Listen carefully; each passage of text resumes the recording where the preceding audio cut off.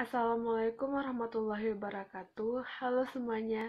Perkenalkan, nama saya Lutfia Sari dengan NIM 2007570, mahasiswi jurusan Ilmu Kesejahteraan Keluarga, Fakultas Pariwisata dan Perhotelan, Universitas Negeri Padang. Nah, pada video kali ini, saya akan membahas mengenai unsur senyawa dan campuran yang merupakan materi dari salah satu mata kuliah, yaitu mata kuliah Kimia Terapan yang diampu oleh Bapak Ranggi Rahimul Insan, SP, MSI. Nah, yang pertama ada unsur. Apa itu unsur? Unsur adalah zat atau zat tunggal yang dengan reaksi kimia biasa tidak dapat diuraikan lagi menjadi zat lain yang lebih sederhana. Contohnya ada hidrogen, oksigen, karbon, di mana masing-masing diberi simbol H, C, dan O. Nah, unsur ini dapat dikelompokkan menjadi dua bagian. Yang pertama, unsur logam, dan yang kedua, unsur non-logam.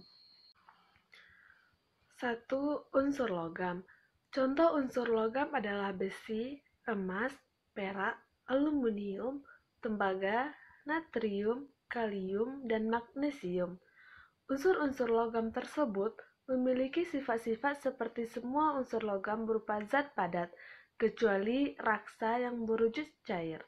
Merupakan penghantar listrik dan panas yang baik, memiliki titik leleh dan titik lebur yang tinggi, dan dapat ditempa dan memiliki kilap khusus di permukaannya. Nah, yang kedua ada unsur non-logam. Unsur non-logam tidak memiliki sifat-sifat tersebut. Selanjutnya ada unsur, lambang unsur, dan sumber pada unsur. Contohnya adalah hidrogen dengan lambang H, yaitu terdapat pada bahan pembersih, bahan kosmetik. Kemudian ada oksigen dengan lambang unsur O, terdapat pada udara dan lain-lainnya.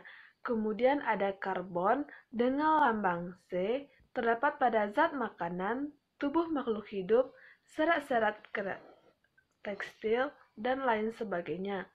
Kemudian ada unsur natrium dengan lambang Na bersama dengan Cl membentuk senyawa garam dapur atau NaCl, dan ada unsur-unsur lainnya seperti yang tertera pada PowerPoint. Ada pemanfaatannya unsur di bidang tata boga. Pemanfaatan unsur di bidang tata boga yaitu unsur yang digunakan di bidang makanan, ada yang masuk kelompok logam, ada yang non-logam. Unsur logam digunakan sebagai bahan dasar alat-alat masak seperti antara lain aluminium, besi, karena unsur logam mudah menghantarkan panas atau arus listrik. Biasanya, peralatan dikombinasi dengan bahan plastik atau karet yang tidak menghantarkan panas dan arus listrik. Setelah kita membahas pemanfaatan unsur di bidang tata boga bagian logam, sekarang kita bahas bagian non-logam.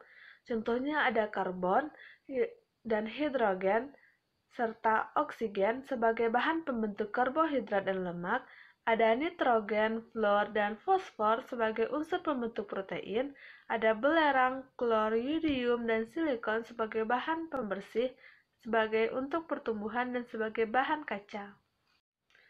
Nah, selanjutnya kita akan membahas mengenai senyawa. Senyawa adalah zat kimia yang terbentuk dari dua atau lebih unsur.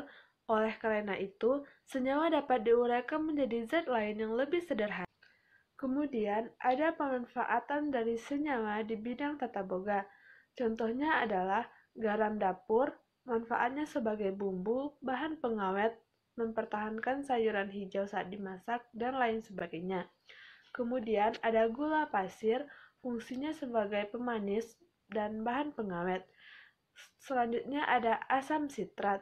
Manfaatnya yaitu pemberi rasa asam pada makanan, pengawet makanan, dan lain sebagainya. Kemudian ada alkohol, manfaatnya yaitu sebagai bahan kosmetik. Kemudian ada asam asetat, Manfaatnya yaitu sebagai bahan pengawet dan bahan penghilang noda. Kemudian ada kaporit, manfaatnya yaitu bahan pembersih disinfektan. Nah, yang terakhir kita akan membahas mengenai campuran.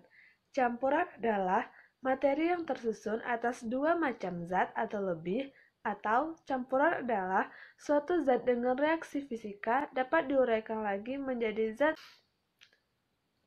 Berdasarkan sifat kehomogenannya, campuran dibedakan atas dua, yaitu campuran homogen atau serba sama adalah campuran antara dua zat atau lebih yang tidak lagi ada batas pemisah antara zat-zat yang bercampur.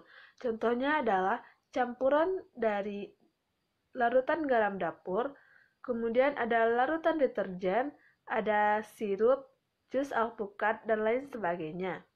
Nah, yang kedua, ada campuran heterogen atau serba tidak sama.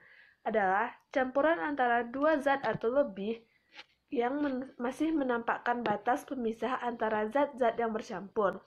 Contohnya adalah minyak dengan air, beda kocok, jus buah, air kapur, air daun suci, mayones yang pecah, dan lain sebagainya. Nah, yang terakhir ada pemanfaatan campuran di bidang tata boga. Contoh dari pemanfaatan campuran di bidang tata boga adalah adonan kue, bumbu dapur, sirup, soft drink, air garam, jus buah, tepung dalam air, minyak dalam air, dan lain sebagainya. Nah, sekian dulu hasil pembahasan kita mengenai unsur senyawa dan campuran pada kali ini. Saya minta maaf apabila ada kesalahan dalam penyampaian kata atau sebagainya. Terima kasih atas perhatiannya. Wassalamualaikum warahmatullahi wabarakatuh.